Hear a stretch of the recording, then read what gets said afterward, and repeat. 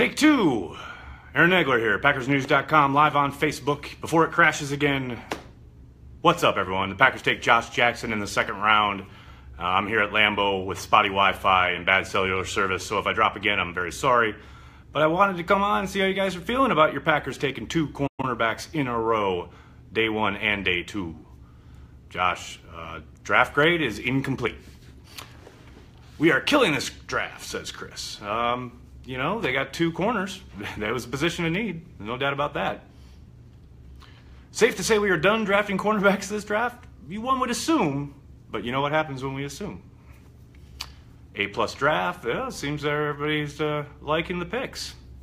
Until we get to Jay Jansen, who says, what a joke. Jay's not on board, people. Deja vu, Randall, and Rollins. You know, it's funny, I went right back to, what was it, 99, when they took the three corners in a row? But yes, it could also make one think of Randall and Rollins, although these are two pure corners. These aren't projects. It's different in that regard. Any reason for concern that we haven't drafted a rusher? Not really, only because I think they saw something in Reggie Gilbert last year. They know they have Vince Beagle coming off a year which, you know, he lost to injury basically. And the biggest kind of thing they have going for them is Mike Pettin. When he had, you know, a top defense in New York with the Jets, he did that without any premier pass rushers. You know, that was a front that got after it. It featured Muhammad Wilkerson, who obviously now is in Green Bay, but they did all of their damage up front, not solely through scheme, but, you know, they did a lot of disruption through scheme, and they did a lot of great work on the back end with a secondary that featured Darrelle Revis. Now, I don't think anyone on the Packers squad is going to be confused for Darrelle Revis anytime soon, but they're clearly trying to upgrade their coverage ability with these two picks. Why do we keep drafting corners every year? It's hurt other positions. Well, they still have, what, 10 picks? I mean, they're going to continue to draft other positions. Are we trading back into the third round is probably the most popular question I've gotten today, all day, and probably last night. We'll just have to wait and see. I would be very surprised if they didn't, but it's going to take a dance partner, and it's going to, you know, necessitate giving something up. And I don't know how much they'll be willing to. With all the needs that, you know, we keep mentioning, they're going to want to hold on to a lot of those picks. So we'll see. I'm sure if there's someone falling that Gutekunst absolutely loves and he sees value in the pick, he'll make a move. Bill's ready for some football.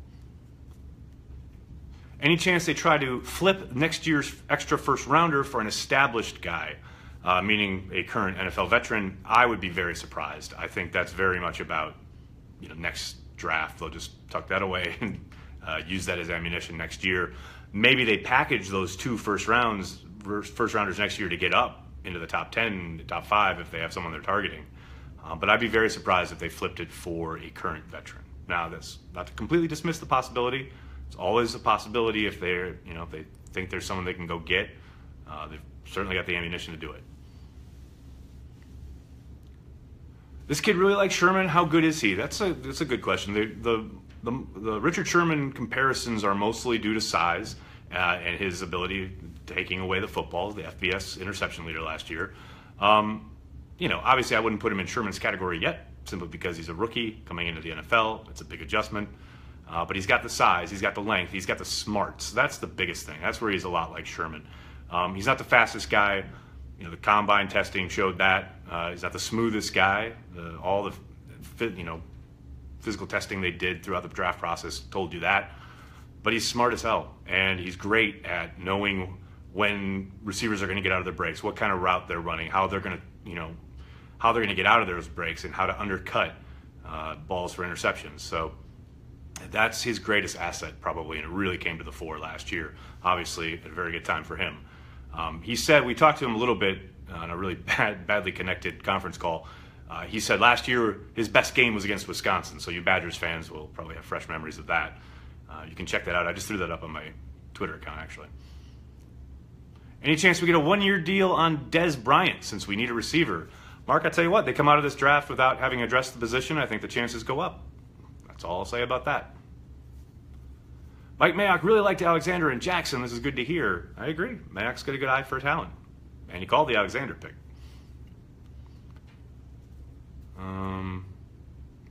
I heard Mohamed Sanu might be on the trade block. Is that true? Well, Tony, I can't tell you if it's true or not. I know they took Ridley yesterday. I'd be surprised if they moved Sanu. I think, Ridley is there to take over once Sanu's contract is over, but definitely can't rule it out. We saw Dez Bryant get traded yesterday, so maybe we see Sanu go today. I would think now wide receiver. It's a possibility. A lot of them went. A lot of the next tier wide receivers went early on in the second round. When I came on here, I think I remember seeing that DJ Chark had not been selected yet out of LSU. He's got speed for days. But Sutton had been taken, Kirk had been taken, so some of those guys are already flying off the board. You can say pass rush helps secondary, but the reverse is true too. He was absolutely right. That's what Gutekunst was talking about on Monday when we talked to him. They all work in concert together. You got to be holding up your end of the bargain on both ends. Where are all the angry emojis today? I know, lots of hearts. It's a beautiful day in Packerland. I'm very excited to be here. Who are our starters at quarterback game one? Larry, that's an excellent question. You're going to have to wait, man. I'm sorry, but that's all about the summer. That's all about the competition. If I were to guess right now, I'd most likely say on the perimeter, you'll probably see a battle between Tramon Williams, Kevin King, and Josh Jackson. I think Jair Alexander will be your starter in the slot. I think he'll win that battle. Why do the Packers believe in Clay hamstrings Matthews so much? Because he's coming off one of his best years last year. Despite the fact that he, didn't have a ton of sacks, he played really good football last year. It's not all about the box score. Can we hope the Saints go 0-16 next year? Jeremy, you may freely wish, if you so desire, to cheer for the Saints to go 0-16, but I don't think it's going to happen. We need defensive line next, correct? I don't think they need anything specifically. They have to get the most talent they can. They have to collect it like a hoarder. Maybe if the value is there when they're on the clock and they see a defensive lineman they like, it wouldn't surprise me. But, on defense, that is probably their strongest group, their deepest group, with Kenny Clark, Mike Daniels, Muhammad Wilkerson, Dean Lowry. That's a pretty stout group. Now, again, if there's value there, yeah, I think they would absolutely take someone. Is Josh Jones the reason for the pass on Derwin James? It's possible. Maybe they thought, I think James is clearly a better player, but maybe they thought, we've got Jones, we just drafted him, let him develop. From the people I've talked to, the target, if they were going to trade up, was going to be for Minkah Fitzpatrick. That obviously didn't happen, especially once he was off the board to the Dolphins. But, they'll always say that Jair Alexander was the guy they wanted all along. Every team says that. We will really never know the answer to that question, if it's, how true that is. This draft will go a long way in the future. Well, the Packers certainly hope so. Do you think Gutekunst trades into the third round? I would be surprised if he didn't. Stop hating on Clay Matthews. I got you, Josh. Will Alexander and Jackson both start next season? I tend to think Alexander most certainly will in the slot. I think that's where the open position is. I think Jackson's going to have to battle for a job. I think, he, Kevin King, Tramon Williams, and Devon House will all kind of be lobbying. And don't forget Lindsey Pipkins. But I think today, more than anything, solidified that Devon House is a real long shot to make this roster, as is Quentin Rollins. What's your take on the LSU edge rusher, Arden Key? A lot of chatter in NFL circles about, the fact that A, he was going to drop, and B, obviously he continues to drop. There's a lot of off-field concerns, though. I talked to one guy who said, the stuff they have on him, these guys do extensive background work, character work, etc.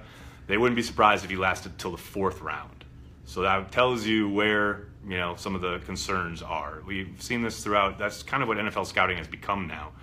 Daniel Jeremiah talks about it all the time on NFL Network, how when, 10 years ago, even, 15 years ago, scouting was all about watching the tape, and then you did a little bit of work on their off-field stuff. Now it's exactly the opposite. You do almost 80-90% is all off-field stuff, and then 10% is watching the tape. It's it's big business, and they got to get it right. And for Arden Key, apparently there are many off-field concerns. Might they move Rollins to free safety? You got to think it's a possibility. Clearly, he's got the skills for that kind of work. They've got players at free safety, or at safety in general. But if they want to try and a bit of a reclamation project with Rollins, yeah, I think that's a possibility. Why haven't we signed Jahri Evans yet? I tend to think they're going to see how they come out of this weekend. Third day is coming. That's when traditionally they found lots of offensive linemen. I think they really like Justin McCray. So I think they'll let the draft play out first, and then if they feel a little light at guard, I think Evans will be signed, but only to compete. I don't think he'll be handed a job. Loved Kramer's Ice Bowl reference. Scott, that was outstanding. The man is an assassin. Finally got depth at the defensive back position. Yeah, good problem to have, too. With those corners, Clay, Perry, Beagle, and Gilbert, sounds a lot better. I tend to agree. How about Sam Hubbard? It's a possibility. What are we going to do at corner? Is Bryce a first down player and Josh Jones a third down player? I think they're both kind of first down players, to be honest. Jones is much better in the box. He showed that last year. He looked a little lost in space when he was asked to play free and play center field. That said, we'll see how much of that was scheme related. We'll see how Pettin deploys him. Is King's shoulder going to be at 100%? Larry, that's an excellent question. All accounts, yes. But, they never tell the truth when they're talking about injuries. So we'll just have to see how it holds up. But everything they're saying, yes, he's going to be at 100%. Do you think Green Bay will ever host a draft? That's an excellent question. You can see how it's getting bigger and bigger. I think, if it's going to happen, it's got to happen by 2020. They got to lock it up. I think a big, part of their push with the NFL will be this 100-year anniversary celebration that they've got going on for the next 16 months. They're going to really try and do it up and show the NFL that they're capable of hosting big events. Because you saw last year in Philadelphia, they had 400,000 people. It looks great on TV. You see this year in Dallas, they've got Jerry World all lit up. So, the Packers have to come and put on a bit of a show. That said, I think, the historical aspect, the idea that, it is Green Bay, it is Lambeau, it is this rich history. Yeah, I think there's definitely a possibility. But like I said, it's got to happen sooner rather than later before it gets just huge. Jaxx OCG would be a great addition. I agree. I don't think he's going to get drafted until late in the day, though. He just hasn't played a lot of football lately. They don't have a lot of athletic testing on him. That always makes teams nervous. But I think he'll be in camp with somebody. Chark is off the board to the Jaguars. There you go. So much for that. The new GM, first 2 rounds is okay, but we'll see. You know what? I got to be honest. That is probably the best draft commentary I've read all day. Because it's true. You can only wait and see. Is Brett Favre still on the board? Oof. I believe so, Travis. But I don't think he's coming out of retirement again. Let's just win championships. I think Dan has summed it up very nicely for us all this evening. I'm going to jump. Got lots of other stuff to do, but I did want to come on and talk to you guys about Josh Jackson. I'll be back if the Packers do jump back up into the 3rd round. Whoever they select, we'll chat with you again. Otherwise, you guys have a great night, and I'll talk to you soon.